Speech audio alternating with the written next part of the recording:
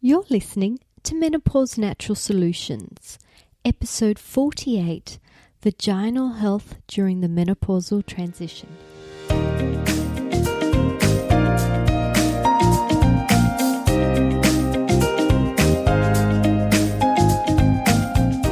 Welcome to Menopause Natural Solutions, your podcast for all things perimenopause and menopause related.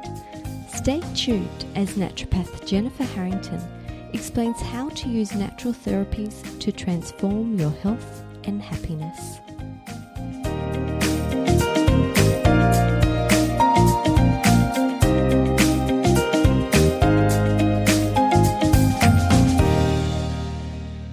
Hello! I can't believe that in the last week of May in 2019, I started podcasting. So today, being the second last week in May, is my last episode in the year. I can't believe I have made it this far. I want to thank you all for coming on this journey with me. I am so touched by the number of you who are regularly downloading my episodes and the reach. We are listened to in 62 countries across the world. Can you believe that? Thank you guys. I am so honored and touched that you've supported me along the way. So in return, I was thinking about what is a really juicy topic, a topic that a lot of you are asking me about and I haven't covered yet. And I thought, well, it's really got to be vaginal health. So I want to celebrate my year of podcasting with a very special episode for you. But it just so happens to coincide that next week is also Natural Medicine Week here in Australia. And I've got all sorts of promotions that I've put together for Natural Medicine Week that I thought I would share with you guys on the podcast as well. So the first thing is that I'm running 2 complimentary webinars next week. They are the same webinar, so you don't need to turn up to both. And if you have ever considered having a personalized consultation with me to fast track your results, there has never been a better time. From now until the end of May, I'm offering a free additional consultation with every 2 purchased. See the show notes for more details about all the additional offers being offered during Natural Medicine Week and for the 1-year anniversary of the podcast.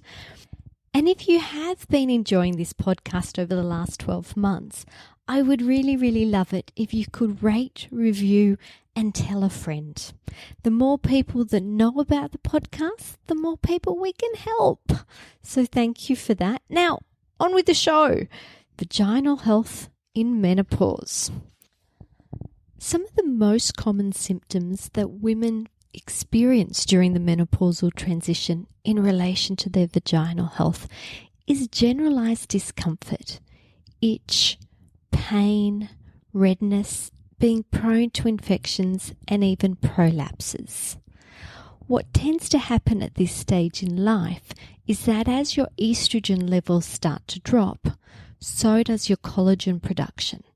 And one consequence of lower collagen is a thinning of the vaginal mucosa, which results in a drier, less elastic vaginal environment, hence the symptoms. Another problem we have is that as we age, our vaginal pH also changes. It starts to rise, and this changes the microbiome, or the collection of good and bad bacteria that lives in a certain area.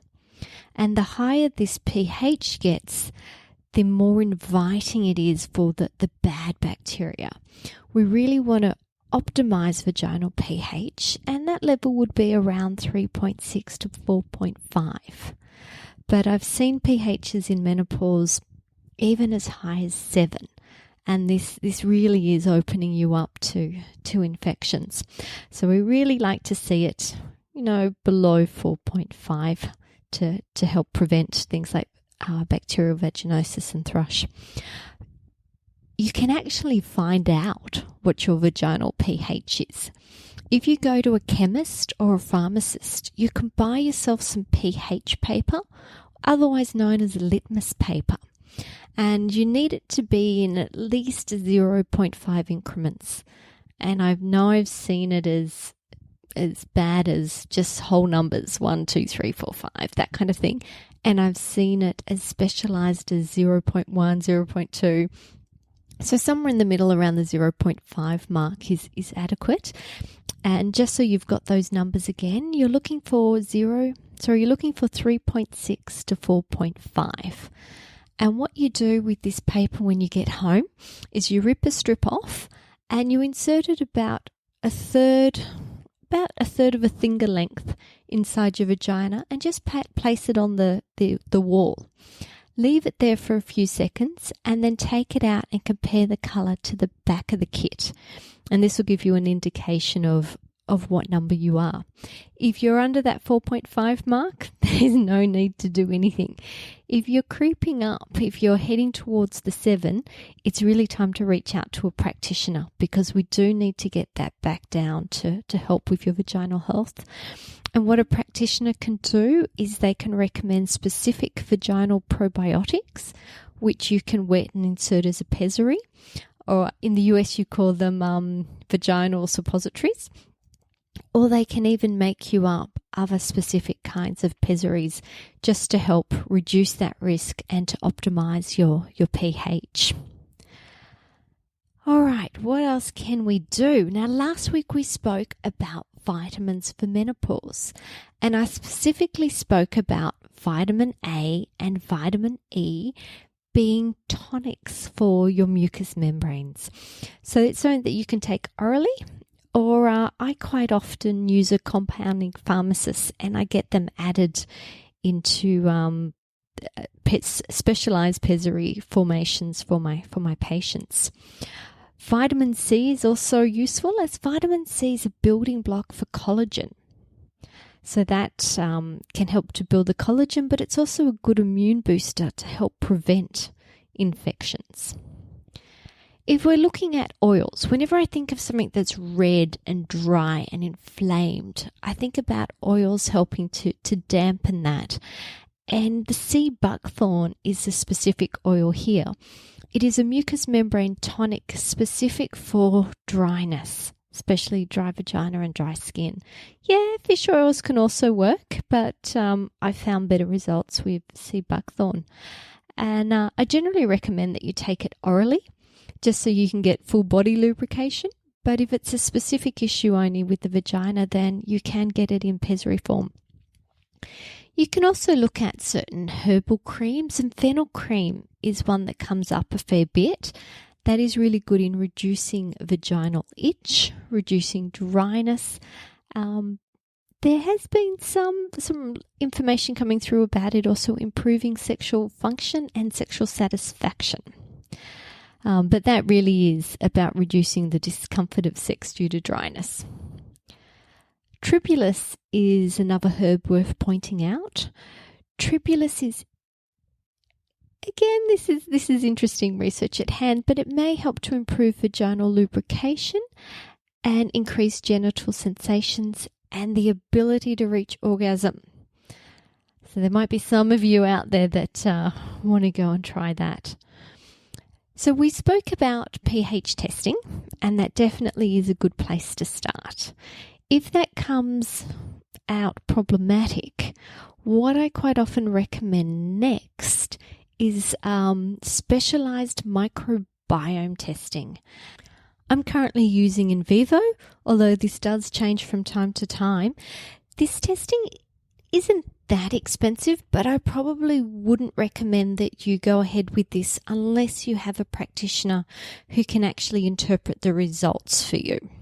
Before I finish up, I want to make sure that none of you are using vaginal douches, vaginal hygiene sprays, or chemical-laden soaps.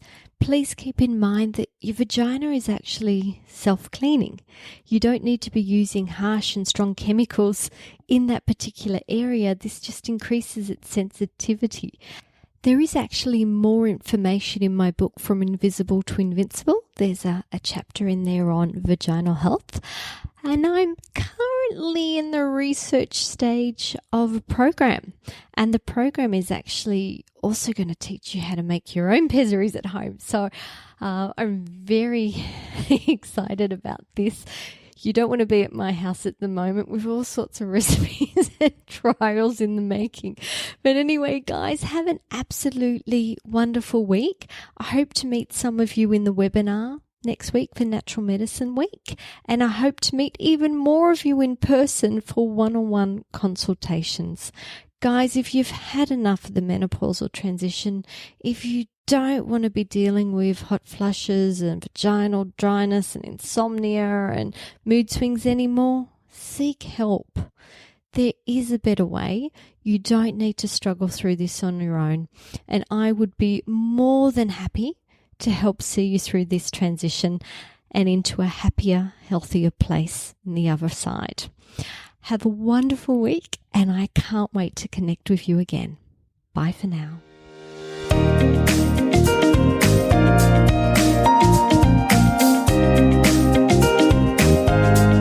Thank you for listening to Menopause Natural Solution.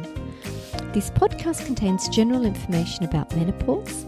It is provided as a guide and is not intended to replace medical advice. Opinions of guests of their own, and this podcast does not endorse or accept responsibility for statements made by guests.